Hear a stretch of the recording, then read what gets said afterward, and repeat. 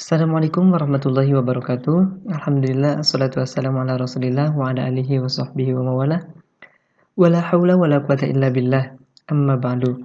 Santri kelas 8 MTS Husnul Khotimah 2 Kuningan yang dirahmati Allah, berjumpa kembali bersama saya, Asep Abdul Syukur, dalam pembelajaran IPA di kelas 8. Dan pada kesempatan kali ini kita masuki bab ketiga, yakni usaha dan pesawat sederhana. Namun untuk mengawalinya, mari bersama-sama kita baca basmalah. Bismillahirrahmanirrahim. Semoga Allah memberikan kemudahan dan keberkahan untuk kita semua.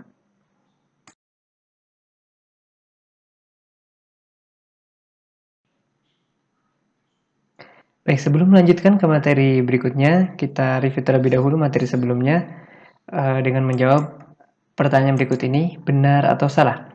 Gaya itu tarikan atau dorongan? Baik, betul, benar. Kemudian berat itu bukan termasuk besaran gaya, benar atau salah? Ya, berat itu termasuk ke dalam besaran gaya, maka bisa disebut juga dengan gaya berat. Kemudian besaran berat dipengaruhi oleh besar massa dan percepatan gravitasi. Ya, benar. Kemudian W sama dengan M kali G itu adalah rumusan dari usaha. Benar atau salah?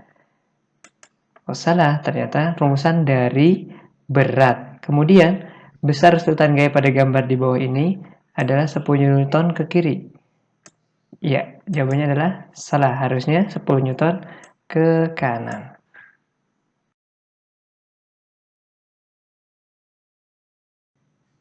Ya, berikut ini adalah peta konsep dari materi di bab 3, yakni usaha dan pesawat sederhana.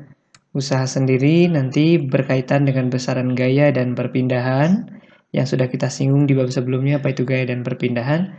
Dan pesawat sederhana akan menyinggung materi tentang pengungkit, bidang miring, roda, dan juga katrol. Namun, yang akan kita bahas di pertemuan kali ini hanya dispesifikkan pada materi pesawat sederhana bagian pengungkit dan juga materi tentang usaha.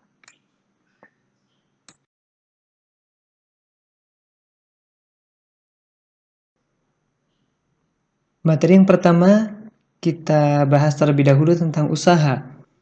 Apa itu usaha? Usaha ini berkaitan erat dengan energi, yang mana pernah dibahas di kelas 7. Energi adalah kemampuan untuk melakukan usaha atau kerja, sehingga usaha itu merupakan energi yang disalurkan oleh gaya ke sebuah benda sehingga benda tersebut dapat bergerak. Sebagai contoh misalnya, seekor kuda yang menarik kereta mengakibatkan kereta itu berpindah tempat, maka dapat dikatakan si kuda ini berhasil melakukan usaha karena dengan gaya yang dimilikinya dapat memindahkan sesuatu benda. Nah, mengapa kuda ini dapat menarik kereta? Ini pertanyaan yang lain. Tentu karena kuda ini memiliki energi sehingga dia dapat melakukan atau menyalurkan gaya ke sebuah benda atau kereta sehingga kereta bisa bergerak atau berpindah. Nah, maka dalam hal ini sekali lagi dikatakan kuda berhasil melakukan usaha.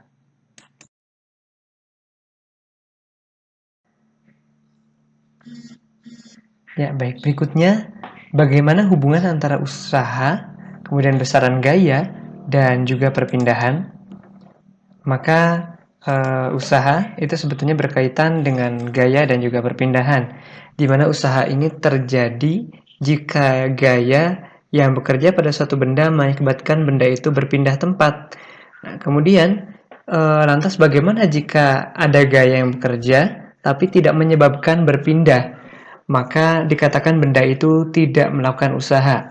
Bicara tentang perpindahan, mungkin masih ingat di bab sebelumnya yang pernah kita bahas. Misalkan dari satu titik A sampai ke titik B, maka itu dikatakan berpindah. Dari A ke B ke C, maka perpindahannya dari A ke C.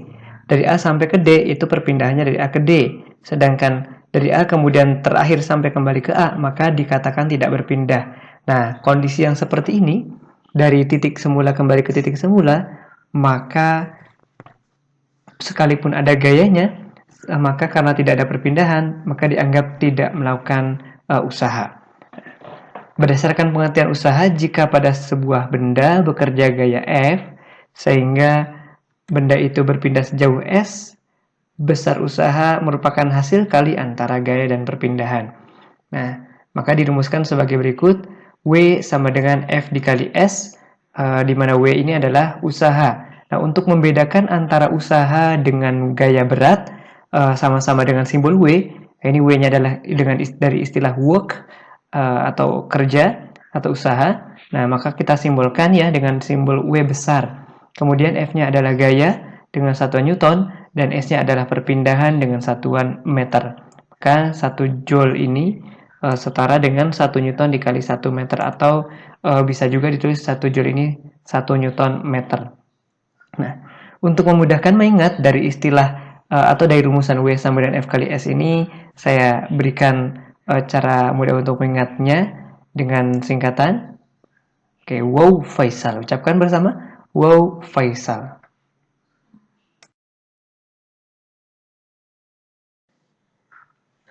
Berikut ini adalah contoh soal berkaitan dengan usaha. Perhatikan gambar sebuah kotak ditarik dengan gaya F sebesar 12 Newton. Kotak ini akan berpindah sejauh 4 meter ke kanan dari posisi semula. Nah, bagaimana dengan usaha yang dilakukan gaya pada kotak tersebut? Kita cek terlebih dahulu. Yang diketahui adalah adanya besar gaya sebesar 12 Newton mengarah ke kanan. Kemudian dengan adanya gaya, benda akan berpindah sejauh 4 meter. Dengan demikian kita tuliskan gaya disimbolkan dengan F 12 Newton dan perpindahannya adalah S 4 meter. Yang ditanyakan adalah berapa besar usahanya, atau kita simbolkan dengan W besar. Jawab, usaha adalah W sama dengan F kali S atau Wow Faisal. 12 dikali 4 yakni 48 Joule. Sehingga besar usaha yang dilakukan gaya terhadap balok adalah 48 Joule.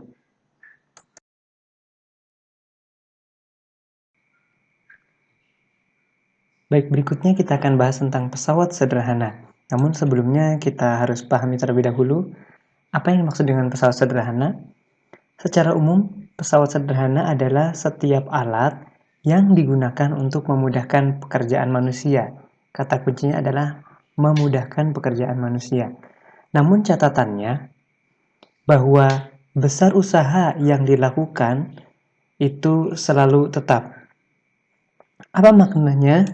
Maksudnya misalnya sebagai berikut, lihat pada gambar di bawah. Pada saat memindahkan barang atau benda melalui bidang miring seperti ini, maka ini dengan bidang miring seperti ini berarti memudahkan pekerjaan manusia. Dalam artian meringankan gayanya begitu, atau gayanya lebih kecil untuk mendorong benda sampai ke atas dibandingkan dengan mengangkatnya secara langsung tanpa menggunakan bidang miring ini dari bawah ke atas secara langsung. Namun, sesuai dengan catatan tadi bahwa baik itu usaha yang dilakukan untuk mengangkat batu atau benda dari bawah ke atas, atau juga usahanya dari bawah ke atas ini dengan bidang miring, maka usahanya selalu tetap. Karena walaupun gayanya lebih ringan, tapi jaraknya jadi lebih jauh. Nah, seperti ini berarti usahanya sebetulnya tetap, hanya memudahkan kerja manusia.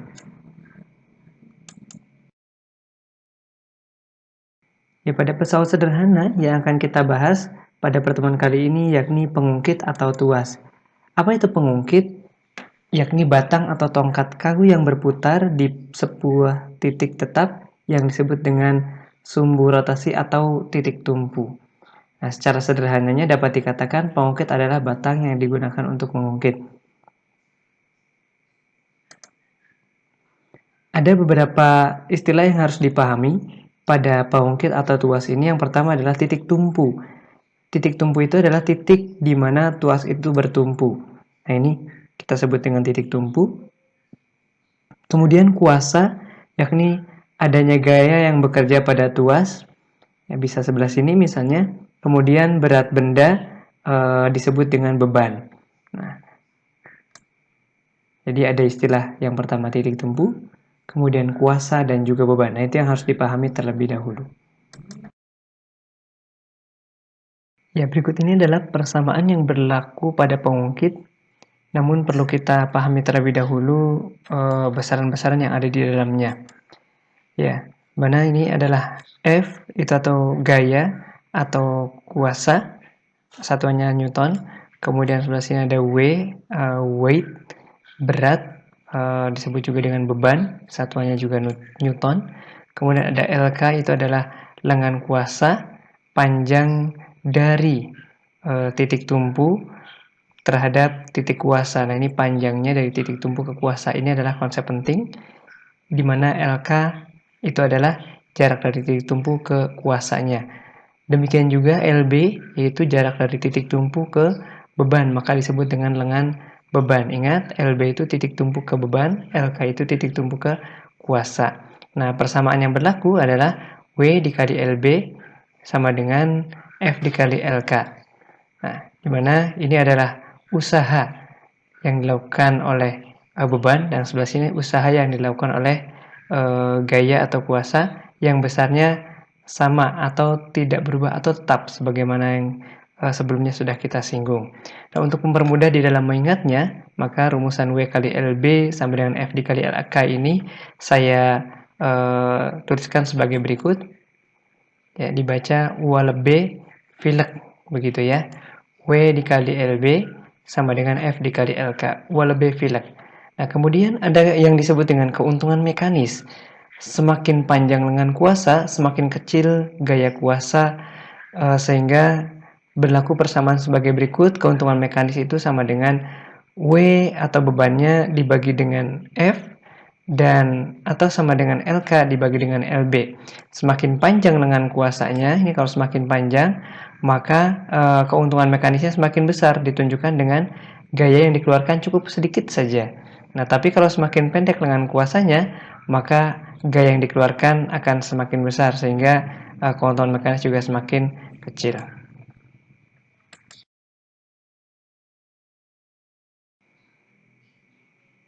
Ya, selanjutnya kita bahas tentang jenis-jenis daripada pengungkit, yang mana semuanya dibagi menjadi 3 macam. Ada yang jenis pertama, jenis kedua, dan jenis ketiga. Jenis pertama ini jika titik tumpunya berada di antara beban dan kuasa. Contohnya adalah gunting. Nah, ini titik tumpunya berada di antara beban dan kuasa, ada di tengah-tengah titik tumpunya. Disebut dengan tuas jenis pertama atau pengungkit jenis pertama. Namun jika bebannya ini berada di tengah seperti ini, maka disebut dengan pengungkit atau tuas jenis kedua. Bebannya berada di tengah di antara titik tumpu dan kuasa. Sedangkan jika kuasa atau gayanya berada di tengah-tengah di antara titik tumpu dan beban, maka disebut dengan tuas jenis ketiga, yang mana contohnya adalah sekop, sendok, dan sebagainya. Nah, untuk mudah mengingatnya, yakni kita bisa sebut T, B, K. Nah, yang di tengah-tengahnya ya, titik tumpu, beban, dan kuasa, kita singkat jadi T, B, K.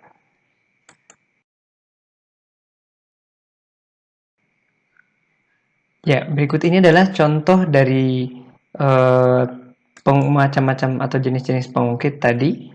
Misalnya yang ada di gambar, ini adalah pengungkit dari jenis pertama, di mana di tengahnya adalah titik tumpu. Kemudian kita lihat yang satu ini pencatut atau untuk mencabut paku, kuasanya sebelah ujung, kemudian paling ujung ini adalah bebannya, dan yang di tengah adalah titik tumpu. Berarti ini juga termasuk ke dalam pengungkit jenis pertama atau ke-1 karena titik tumpunya berada di tengah.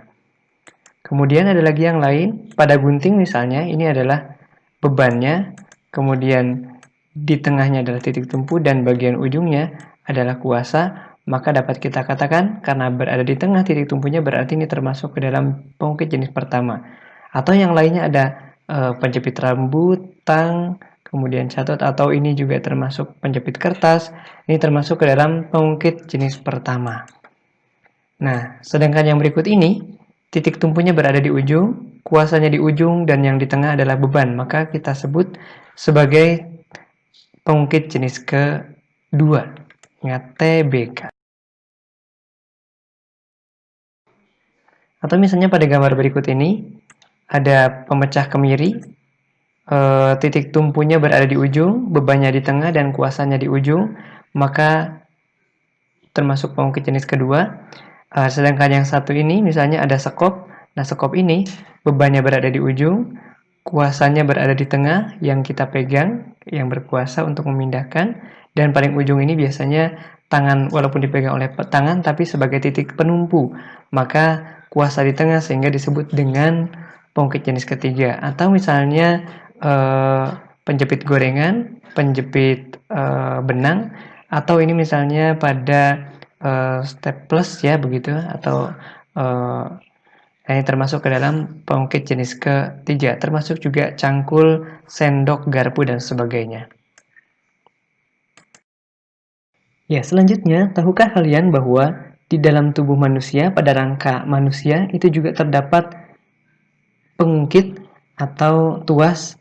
Nah, kita lihat pada gambar yang pertama misalnya, nah ini gambar A, di bagian leher ini panahnya menunjukkan titik kuasa karena dia berkuasa untuk menggerakkan kepala dan leher. Kemudian di bagian pusatnya ini adalah titik tumpu, dan bagian depannya ini yang memiliki beban, maka kita sebut titik beban. Karena yang di tengah adalah titik tumpu, maka ini disebut pengukit jenis pertama. Kita lihat gambar yang kedua.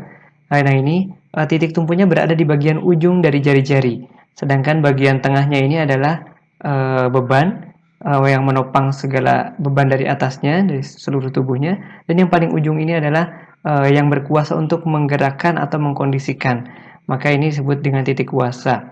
Karena yang di tengah adalah titik beban, maka kita sebut sebagai pengukit jenis kedua. Dan gambar yang ketiga, titik tumpunya berada di ujung di bagian siku, kemudian di bagian lengan ini bagian ujung juga, yaitu bebannya untuk mengangkat beban, sedangkan yang berkuasa ada di bagian tengahnya, yakni ditunjukkan dengan gambar otot, maka ini adalah termasuk ke dalam pengukit jenis ketiga. Nah,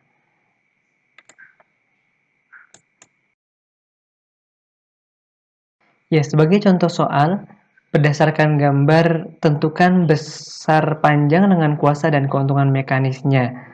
Kita ingat dulu, ini adalah titik tumpu, ini adalah beban, dan ini adalah kuasa. Jarak dari titik tumpu ke beban disebut lengan beban, dari titik tumpu ke kuasa disebut dengan lengan kuasa.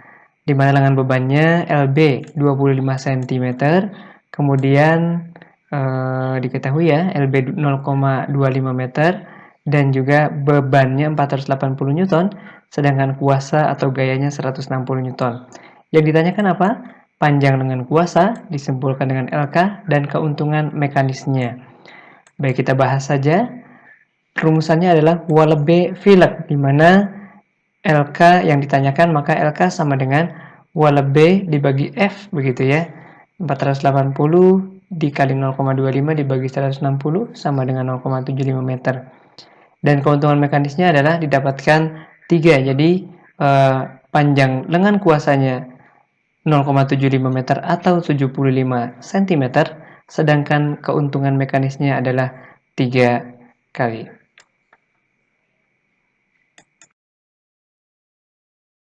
Pelajaran IPA kali ini tentang usaha dan pesawat sederhana, lebih spesifiknya pada materi pengukit. Mudah-mudahan bisa diamalkan, bisa bermanfaat untuk hari kemudian, baik untuk kemanfaatan dunia maupun di akhirat. Saya akhiri, subhanakallahumma bihamdika, asyhadu an la ilaha illa anta, astaghfiruka wa atubu ilaik. Assalamualaikum warahmatullahi wabarakatuh.